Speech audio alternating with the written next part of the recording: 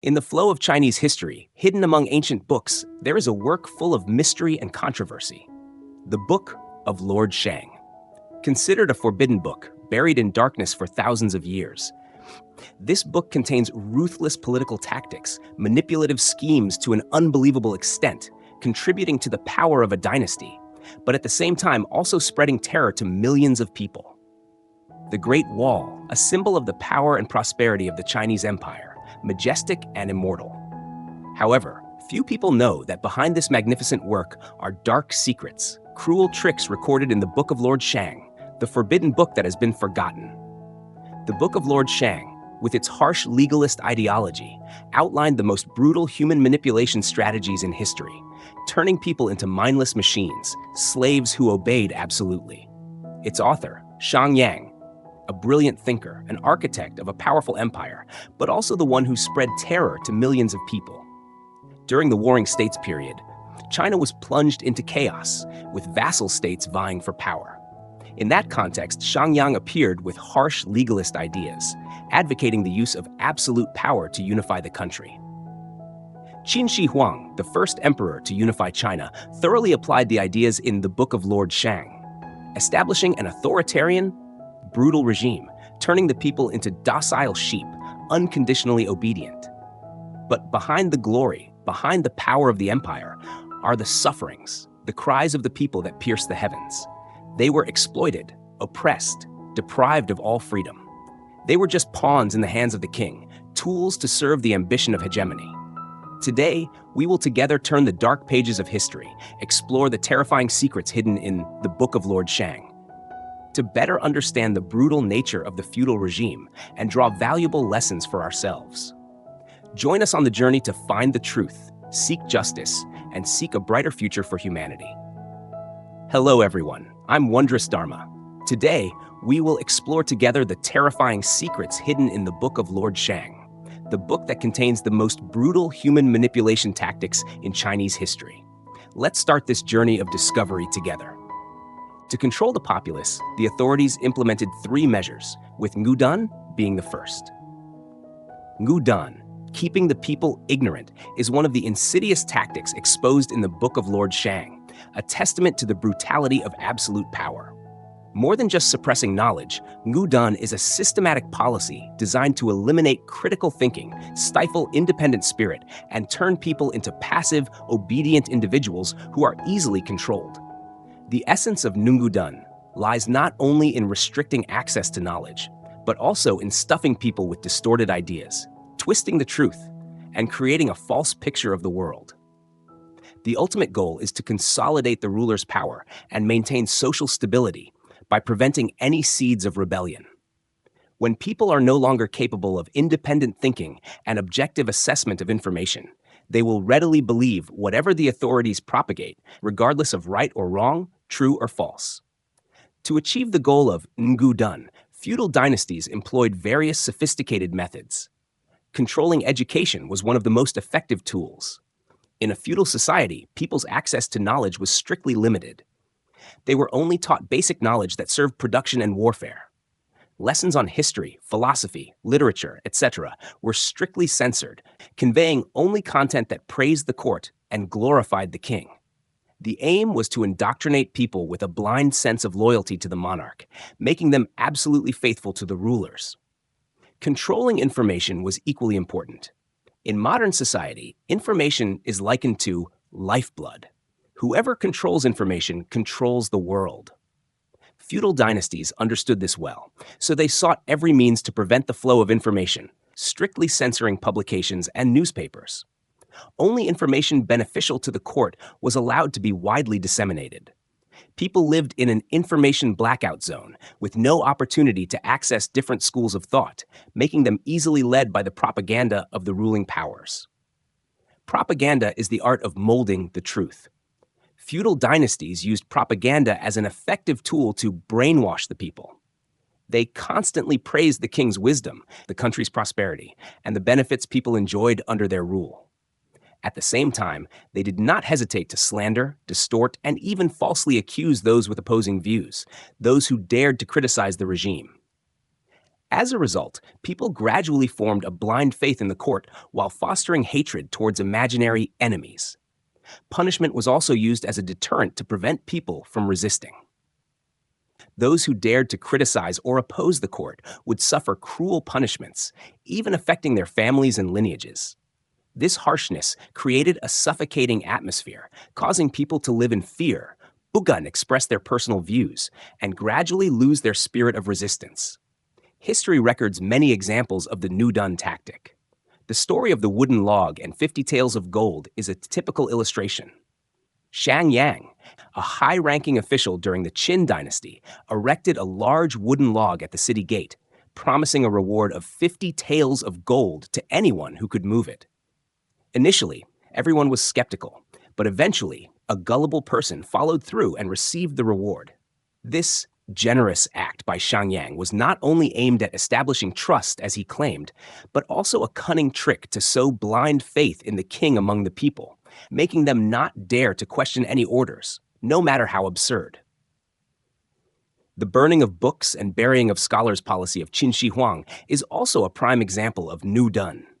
To control thought and unify the country culturally, Qin Shi Huang implemented the brutal burning of books and burying of scholars policy. He ordered the burning of all books that did not serve the purpose of governance, keeping only those on medicine, divination, and agriculture. At the same time, he ordered the live burial of hundreds of Confucian scholars, who were considered enemies of the regime. This act caused a tremendous loss to Chinese culture and made people live in fear, afraid to express their personal views. Not only in China, but Nudun has also been applied in many other countries throughout history. During the Middle Ages in Europe, the Catholic Church held supreme power. They used Nudun as a tool to maintain their dominance. The Church controlled education, banned science, and propagated superstitious doctrines, causing people to live in ignorance and fear. They preached that the king was chosen by God, and opposing the king was opposing God. This made people obediently submissive and afraid to rebel against the ruling class. In the 20th century, many totalitarian regimes around the world used Nudun to maintain power. They controlled information, propaganda, and suppressed dissidents, creating a personality cult.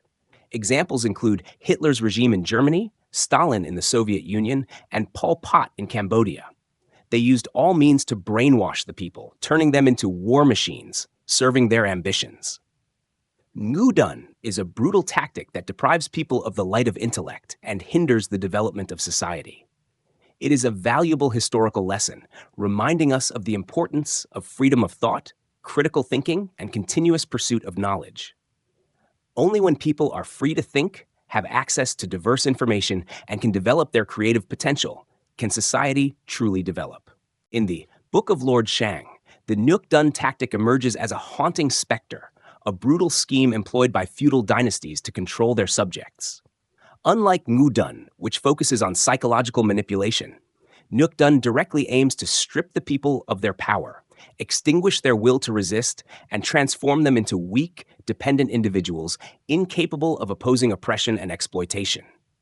Nudun, Rumin, literally meaning weakening the people, is a systematic strategy to undermine the strength of the people in all aspects, physical, mental, economic, and political. According to the philosophy of Shang Yang, a powerful nation must be built on the foundation of a weak populace. He believed that the stronger and more conscious the people are of their rights, the more difficult they are to control. Conversely, when people are weak and dependent, they become easier to rule and exploit. Nudun is not merely about confiscating weapons and limiting the physical strength of the people. It is also a subtle attack on their spirit and will. By imposing harsh laws and strictly controlling all activities, the court created a stifling society where people dared not express their personal views or fight for their legitimate rights. They lived in fear and resignation, gradually losing their instinct for self-defense and resistance. To implement Nudun, feudal dynasties employed various cruel measures. Confiscating weapons was one of the most critical steps. Feudal dynasties frequently ordered the confiscation of people's weapons, prohibiting them from owning, manufacturing, or trading weapons. The purpose was to prevent people from rebelling against the court and ensure the safety of the ruling class. Restricting the power of local nobles was also a way to concentrate power in the hands of the king. In feudal society, local nobles often held a degree of power and had significant influence over the people. To consolidate his absolute power, the king sought ways to limit the power of the nobles, confiscating their land, stripping them of their positions, and even eliminating those with influence. Economic control was an effective method of nukdun. The economy is the foundation of strength. To weaken the people, the court implemented harsh economic policies, such as heavy taxation, trade monopolies, and restrictions on commercial development. The goal was to drain the people's strength and assets, making them impoverished and dependent on the court. Social control was also a crucial tool for implementing nukdun. The court strictly controlled all social activities, from travel, residence, and marriage to gatherings, meetings, and freedom of speech. Any activity deemed a threat to social stability was prohibited. The aim was to prevent people from gathering forces and opposing the court. Ideological propaganda also played a vital role in the nukdun strategy. The court continuously propagated ideas of weakness and passivity, advising people to be content with their lot and obey the rulers. They praised virtues such as loyalty, filial piety, and patience, while condemning acts of resistance and struggle. The goal was to mold people's minds according to the court's model, making them lose their will to resist. History records many examples of the nukdun tactic. Qin Shi Huang, after unifying China, ordered the confiscation of all weapons from the people, melting them down to cast 12 giant bronze statues. This act aimed to prevent people from rebelling and demonstrated the emperor's absolute power. King Louis XIV of France, to centralize power, built the opulent and magnificent Palace of Versailles, attracting nobles to live there. He bestowed privileges and titles upon them, making them indulge in a luxurious life and forget their duties of governing their territories. Thus, Louis XIV succeeded in concentrating power in his own hands. In Vietnam, the closed-door policy of the Nguyen dynasty in the 19th century is also an example of nukdun. The Nguyen dynasty feared that the infiltration of Western culture would weaken the feudal foundation, so they restricted trade with foreign countries. However, this policy caused Vietnam to become backward and vulnerable, eventually leading to its colonization by Western powers. Nukdun is a brutal ruling tactic that has had severe consequences for society. It hinders development, increases injustice, creates power imbalances, and leads to social stagnation and backwardness. People live in fear and resignation, losing their motivation to strive and innovate. The lesson from nukdun is a warning to those who wish to build a just and civilized society. We must protect human rights, promote democracy, and encourage creativity and development. Only then can society progress and bring a better life to all people.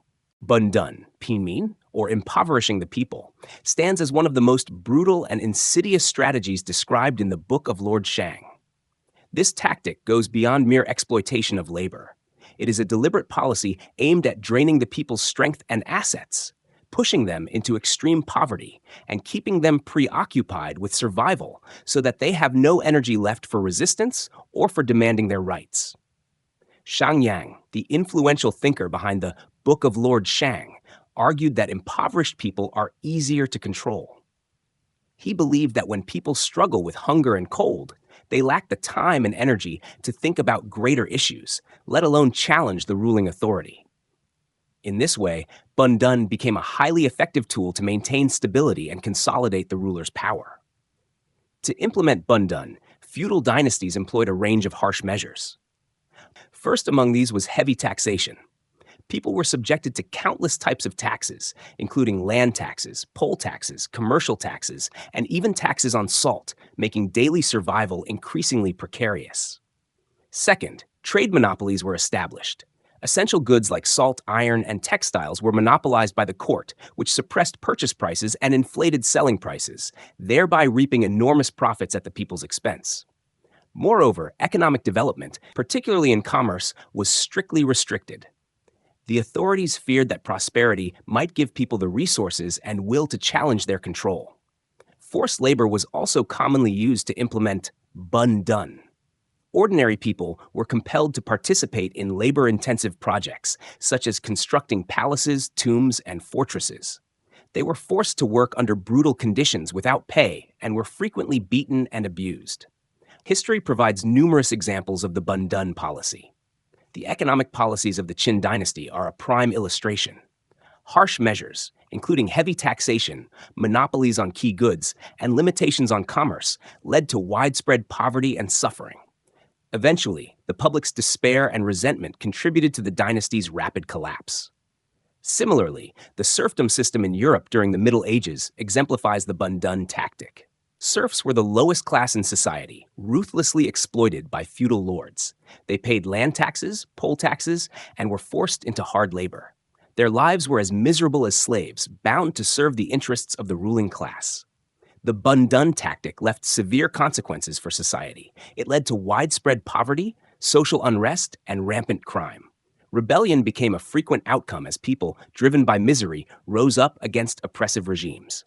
Economies stagnated, people suffered, and societal morality declined as the struggle for survival bred selfishness and indifference. The Bundun tactic is a grim relic of feudalism, one that must be eradicated in modern society. Building a just and prosperous society demands implementing social justice, promoting economic development, and fostering a humane social structure where people can live in peace and dignity. Only by ensuring economic and social equality can society achieve genuine progress, allowing all individuals the opportunity to thrive and live happily.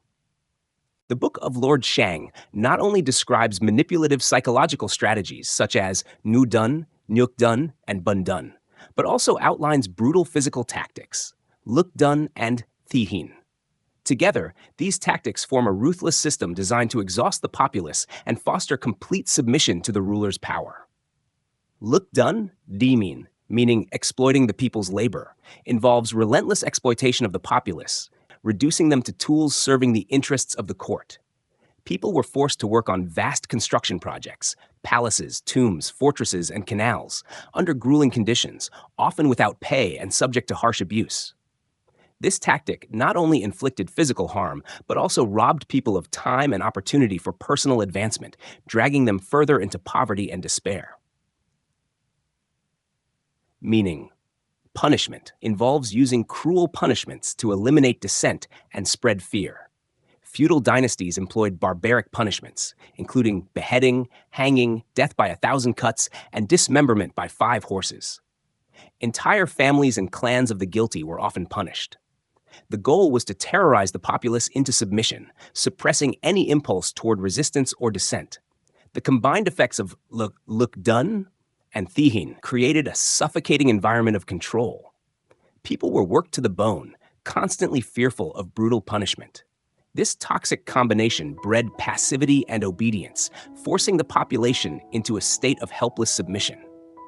Historical records highlight the horrors of Luk Dun and Thi Hin. The construction of the Great Wall during the Qin dynasty serves as a stark example, where millions were mobilized for its construction, and hundreds of thousands perished due to exhaustion, disease, and starvation. The Great Wall, a symbol of China's strength, was built upon the sacrifices and lives of its people. Another example is Cambodia's Red Terror under Pol Pot, where millions were forced into labor in the killing fields and brutally murdered over baseless accusations. The devastating impact of Luk Dun and Thi Hin is clear. Forced labor and ruthless punishments destroyed lives, spread apathy and cruelty, and stifled social progress. Creativity, freedom, and human dignity were suffocated, leaving society steeped in fear. The lessons from Luk Dun and Thi Hin must not be forgotten as society moves forward. To build a just, civilized, and humane society, we must honor human rights, uphold the rule of law, and cultivate a spirit of freedom and creativity. Justice must be fair and humane, and the state must create conditions for everyone to reach their full potential. These painful historical lessons remind us of the need to protect human dignity and create a future based on respect, justice, and compassion. The Book of Lord Shang, though ancient, offers significant lessons for contemporary society. Its brutal tactics, Nu Dun, keeping the people ignorant, Nyuk Dun, weakening the people, Bundun, impoverishing the people, Luk Dun, exploiting the people's labor, and Thi Hin, punishment serve as cautionary examples of the dangers inherent in absolute power and underscore the vital importance of safeguarding human rights, advancing democracy, and promoting social justice. History has shown that nations relying on oppressive, people-controlling tactics as described in the Book of Lord Shang often stagnate, fall behind, or collapse entirely. By contrast, societies that value freedom, democracy, and individual rights and encourage creativity and innovation are more likely to prosper, offering citizens opportunities for growth, security, and fulfillment. The most essential lesson from the Book of Lord Shang is the necessity of building a society grounded in respect for human rights, the rule of law, and social justice. In such a society, individuals possess the rights to life, freedom, and the pursuit of happiness. It is the state's duty to protect these rights and create an environment where every person has the opportunity to realize their potential.